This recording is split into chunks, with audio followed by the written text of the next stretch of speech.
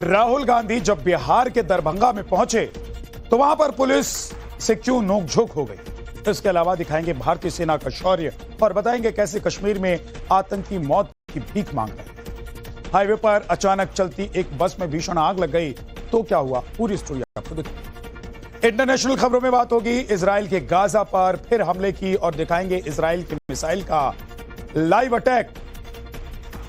जम्मू कश्मीर में सुरक्षा बलों ने 48 घंटे के भीतर 6 आतंकियों को मार गिराया है। बड़ी खबर से शुरुआत करते हैं। मंगलवार को शोपियां में 3 आतंकियों को मार गिराने के बाद अब पुलवामा के त्राल में सुरक्षा बलों ने 3 आतंकियों को ढेर कर दिया है। आतंकियों की जानकारी मिलने के बाद सुरक्षा बलों ने पूरे जंगल इलाके को घेरा और कुछ ही घंटों के ऑपरेशन के बाद 3 आतंकियों को मार गिराया। ऑपरेशन के बाद एनकाउंटर की एक ड्रोन तस्वीर आई है जिसमें जैश का कमांडर आसिफ शेख तड़प कर मौत का इंतजार करते हुए दिखाई दे रहा है। ये तस्वीरें तब की हैं जब सुरक्षा बलों की गोली से आसिफ शेख घायल हो गया।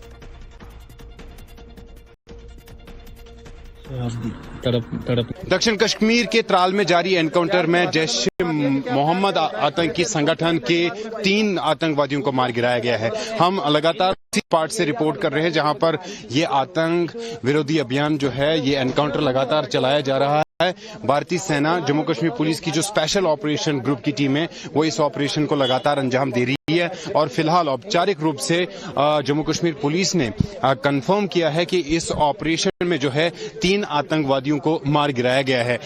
सुरक्षा एजेंसियों के पास इस तरह की पुख्ता जानकारी थी कि इस इलाके में एक रिहायशी घर के अंदर 3 आतंकवादी छुपे बैठे हैं, जिसके बाद ये ऑपरेशन शुरू किया गया और इस ऑपरेशन में सुरक्षा बलों को बड़ी कामयाबी मिली। 3 आतंकवादियों को ढेर किया गया है। सूत्रों के हवाले से हमें जो जानकारी मिली है, 3 जैश मोहम्मद संगठन के साथ जुड़े थे, जिसमें आसिफ शेख का सबसे पहले नाम आता है और उनकी इन्वॉल्वमेंट कहीं न कहीं पर पहलगाम के आतंकी हमले में भी जो है वो बताई जा रही है। वो लगातार अंडर स्कैनर थे। सुरक्षा बलों की ओर से लगातार कोशिश की जा रही थी कि इन आतंकवादियों को जो है जल्द से जल्द ट्रैक किया जाए और मार गिराया जाए। और दक्षिण कश्मीर में पिछले 3 दिनों से लगातार जो है सुरक्षा बलों को सफलता मिल रही है और अब तक जो है 2 अलग अलग एनकाउंटर्स में 6 आतंकवादियों को मार गिराया गया है। ये बड़ा ऑपरेशन था जिसको अंजाम दिया गया है और फिलहाल दक्षिण कश्मीर के त्राल नाडेर गांव में 3 आतंकवादियों को मार गिराया गया है। इससे पहले दक्षिण कश्मीर के शोपियां में लश्कर तैयबा के 3 आतंकवादियों को मार गिराया था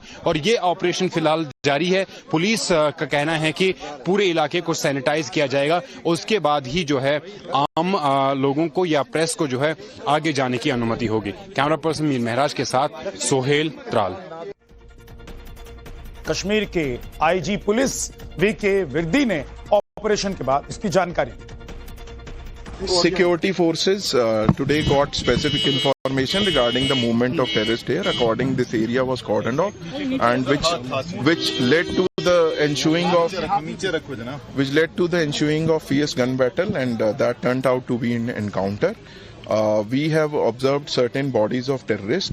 We are in process of sanitizing the area and moving close to that. Pakistan पर विदेश मंत्री एस जयशंकर ने कहा कि पाकिस्तान से सिर्फ आतंकवाद पर बात होगी। अब पाकिस्तान से जल संधि स्थगित रहेगी। सीमा पार से आतंक पाकिस्तान रोके।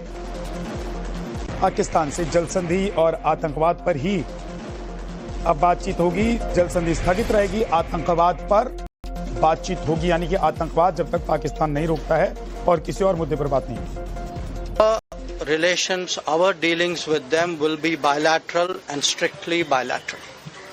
That is a national consensus for many years, and there is absolutely no change in that consensus that dealings with Pakistan will be bilateral. Talks with Pakistan.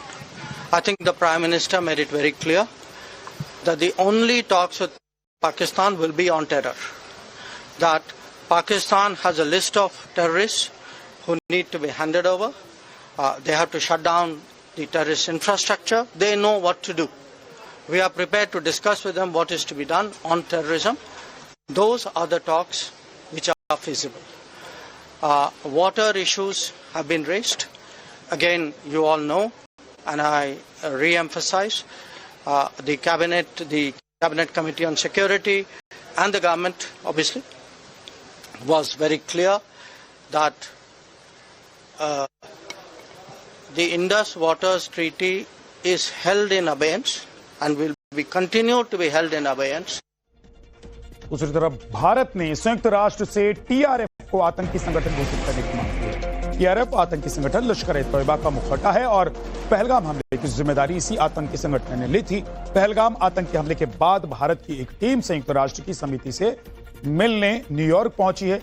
ये टीम द रेजिस्टेंस फ्रंट यानी कि TRF को आतंकी संगठन घोषित करने की मांग कर रही है। बताया जा रहा है कि भारत टीआरएफ को आतंकी संगठन घोषित कराने के लिए जल्द ही संयुक्त राष्ट्र सुरक्षा परिषद में एक प्रस्ताव लाने की तैयारी में है।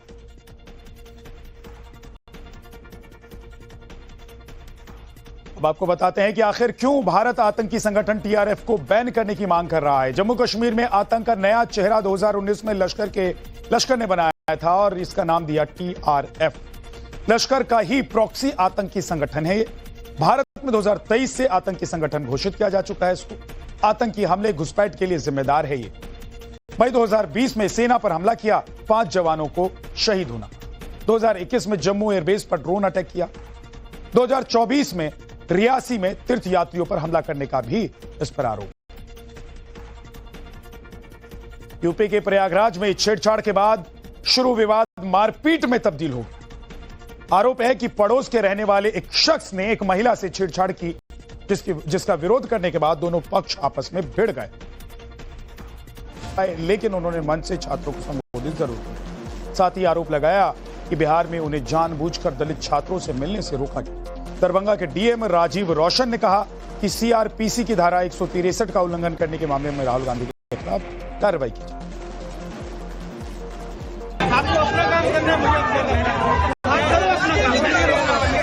आप करो, आप काम करो, रोको,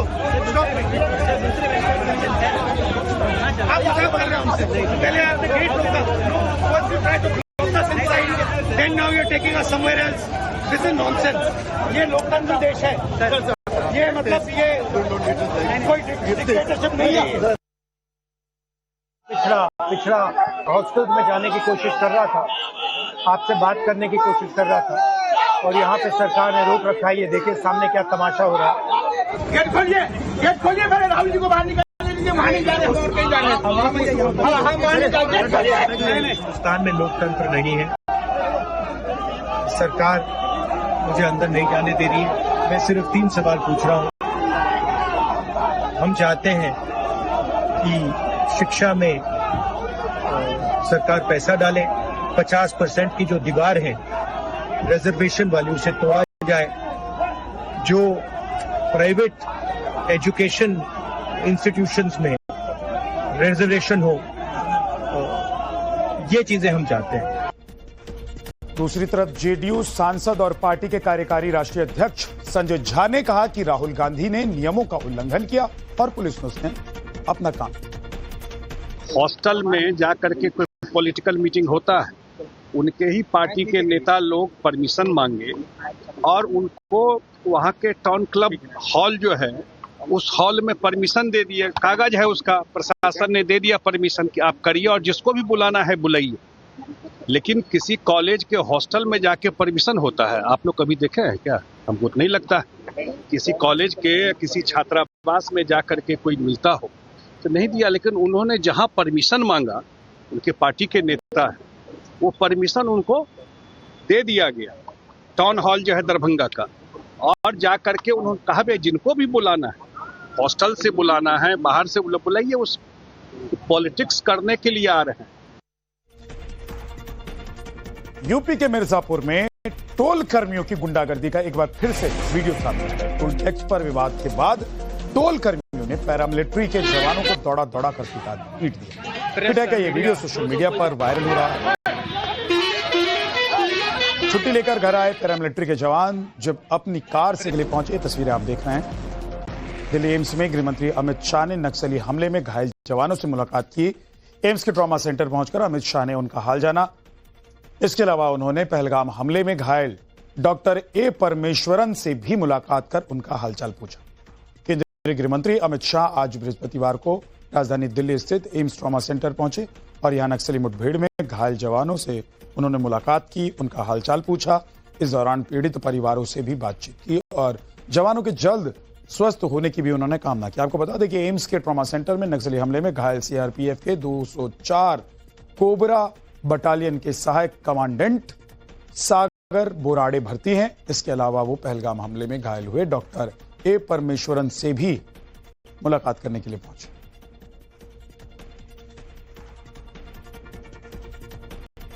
दूसरी तरफ सीआरपीएफ ने छत्तीसगढ़ के बीजापुर में नक्सलियों के खिलाफ बड़ा ऑपरेशन चलाया हुआ है।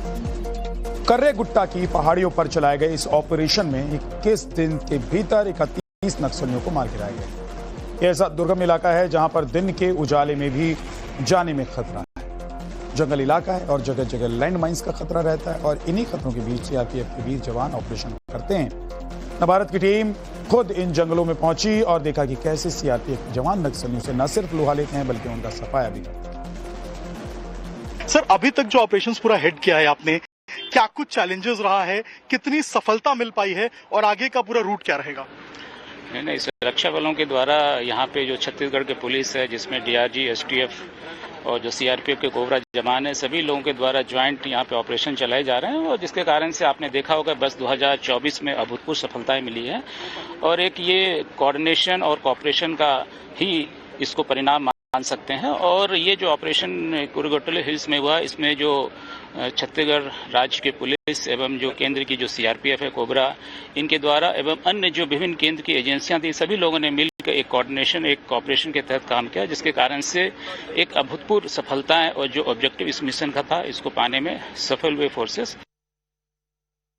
किस तरीके से ऑपरेशन ब्लैक फॉरेस्ट को अंजाम दिया जाता है, जंगलों में किस तरीके से पेट्रोलिंग की जाती है, आज हम आपको वो दिखाने वाले हैं। इस वक्त हम बीजापुर में मौजूद हैं। बीजापुर के सीआरपीएफ कैंप से देखिए किस तरीके से जो बाइक्स की पूरी टीम है वो इस तरीके से निकलती है, पेट्रोलिंग करती है अलग अलग इलाकों में और उसके बाद यहाँ से जो अलग अलग जंगल्स हैं विशेष रूप से जहाँ पे गाड़ी नहीं पहुंच सकती है, जहाँ पे जो बड़ी बस हैं वो नहीं पहुंच सकती, यूनिट्स को पहुंचने में दिक्कत होती है, वहां पर इस तरीके से जो बाइक यूनिट है वो निकलती है, वो चलती है और आज पूरे रास्ते में हम आपको दिखाएंगे दुर्गम रास्तों पे किस तरीके से जो हमारी पैरामिलिट्री फोर्स की टीम है, सीआरपीएफ की टीम है, वो पेट्रोलिंग करती है, वो जाती है। आज हम आपको दिखा रहे हैं। देखिए इस तरीके से जो बाइक पेट्रोलिंग है वो किया जाता है। कुछ देर के लिए हमने अपना हेलमेट निकाला है क्योंकि हमें वॉक थ्रू करना था, यही कारण है, वरना पूरे सुरक्षा पैरामीटर्स को फॉलो करते हुए यहाँ पर जो पूरी जो सीआरपीएफ की हमारी टीम है उन्होंने जो पेट्रोलिंग है वो पूरे इलाके में करती है। अगर आसपास आप देखेंगे, देखिए कितना घना ये जंगल है और ये जंगल पहाड़ों के ऊपर है। इन पहाड़ों के ऊपर ये जंगल है, इनके अंदर जाकर जो पेट्रोलिंग करना है वो काफी मुश्किल काम होता है। गाड़ियां अंदर नहीं पहुंच सकती, बस अंदर नहीं पहुंच सकते, ट्रक अंदर नहीं पहुंच सकते। ऐसे में जो बाइक से उनका सहारा लिया जाता है और बाइक की सहायता से कोशिश की जाती है उन घने जंगलों तक पहुंचने की जहां से जो पूरा का पूरा पेट्रोलिंग है वो किया जा सके, जो दुश्मन है उसको देखा जा सके। मार्च 2026 तक भारत को नक्सल मुक्त बनाना है, ये संकल्प लिया है देश के गृह मंत्री अमित शाह ने और इस संकल्प को पूरा करने के लिए हमारी जो पैरामिलिट्री फोर्सेज हैं, जो पुलिस के जवान हैं, वो लगे हुए हैं। छत्तीसगढ़ के बीजापुर में हम मौजूद हैं। बीजापुर के एक फॉरवर्ड जो ब्लॉक पोस्ट है वहां से देखिए ऑपरेशन के लिए जो हमारे जवान हैं वो आपको अभी निकलते हुए नजर आएंगे। सीआरपीएफ के ये कमांडोज हैं जो कि जो ऑपरेशन जिस तरीके से एंटी नक्सल ऑपरेशन पूरा चल रहा है उसको ये लोग सुपरवाइज कर रहे हैं, उसमें ये लोग पार्टिसिपेट कर रहे हैं। और कल रात में आपने देखा था किस तरीके से हम बाइक के जरिए इस फॉरवर्ड ब्लॉक पोस्ट तक पहुंचे थे, क्योंकि यहाँ पर जो गाड़ियां हैं वो नहीं पहुंच सकती, गर्मी बहुत ज्यादा है। रास्ते यहाँ पर देखें किस तरीके से टूटे फूटे उबड़ खाबड़ हैं, यहाँ पर गाड़ी नहीं जा सकती, तो बाइक भी यहाँ पर चलना जो है वो मुश्किल हो जाता है। इसके ऊपर पहाड़ी रास्ता है और पहाड़ी रास्ते के ऊपर जो चट्टाने हैं उनको चढ़कर आगे जाना होता है। ऐसे में जो जवान हैं हमारे ये पैदल ही इस तरीके से मार्च करते हैं, एक एक जो इलाका है वहां पे search and cordon of operation जो है उसको चलाते हैं और अगर कोई दिखता है या कोई संदिग्ध जिस तरीके से नजर आता है तो उसके ऊपर जो कार्रवाई है वो करते हैं।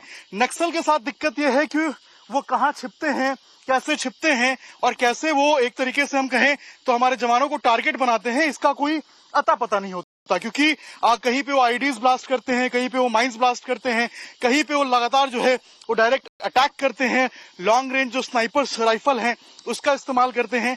ऐसे में इन तमाम जो चुनौतियां हैं उनको पार पाना हमारे जवानों के लिए काफी मुश्किल होता है। लेकिन ये हमारे सीआरपीएफ के जवान हैं जो देखिए यहाँ पर आपको अभी ऑपरेशन में नजर आएंगे और ये लाइव ऑपरेशन है और आप देख सकते हैं टाइम्स नाउ भारत पे एक्सक्लूसिवली हम ये ऑपरेशन आपको दिखा रहे हैं। और देखिए सबसे पहले जो रास्ता होता है इसमें आपको ये डॉग नजर आएगा, ये स्निफर डॉग है जो इस पूरी टीम का एक अहम किरदार होता है और ये स्निफर डॉग जो है वो पूरे इलाके में रेकी करता है। इस वक्त हम KGH में मौजूद है यानी कि कारागाटू हिल्स में मौजूद है। इसी इलाके के अंदर जो पूरा ऑपरेशन है उसको चलाया गया था। इस पूरे ऑपरेशन में एक फॉरवर्ड ब्लॉक है और उस फॉरवर्ड ब्लॉक के जो सीईओ एक तरीके से हम कहें तो दीपक सर हमारे साथ है, दीपक उपाध्याय सर। सर ये पूरा इलाका जो है अगर हम इसके बारे में पहले समझें, कैसा ट्रेन है इसका, कैसा इलाका है और क्या क्या चुनौतियां हैं आप लोगों के लिए?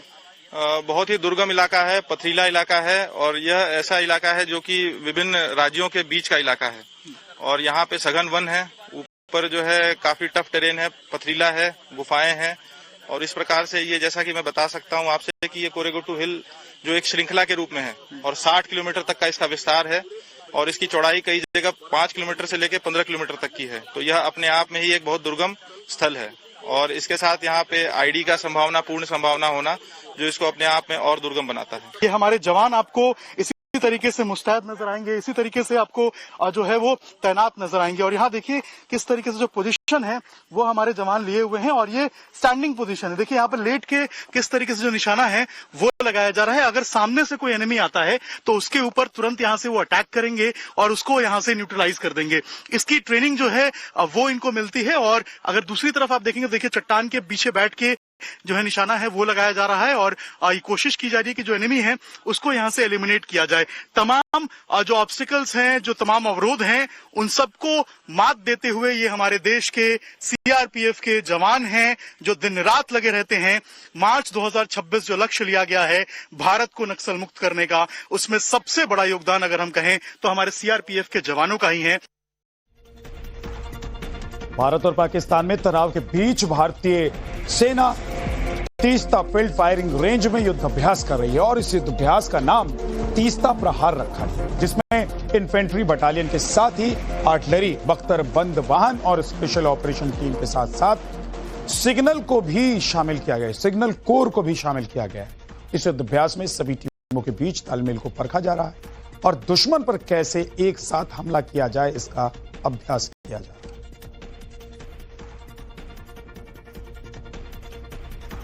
बड़ी खबर पाकिस्तान के कर्जा, इस दौरान अवैध संपत्ति को खाली कराया गया जिसके बाद भूमाफियाओं की टेंशन बढ़ गई है। जानकारी के मुताबिक ये सरकारी जमीन पर कब्जा किया गया था। नोटिस के बाद भी माफिया इसे खाली नहीं कर रहे थे। इसके बाद देखिए कैसे बुलडोजर का एक्शन हुआ। प्रशासन ने बुलडोजर चला दिया अवैध इमारतों को।